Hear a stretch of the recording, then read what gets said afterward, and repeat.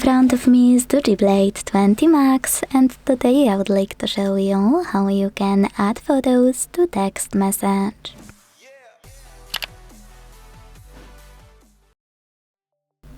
Begin by launching Messages app and selecting or creating a chat.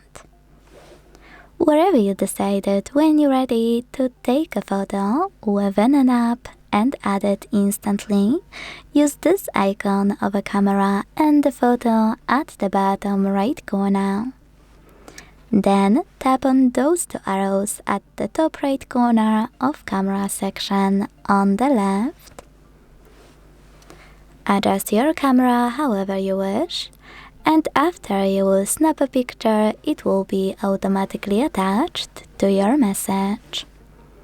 If you want to add already existing photo, use the same icon, scroll to look for it here and tap on the chosen ones. If you can't find them though, use the same icon and this time hit Photos at the top.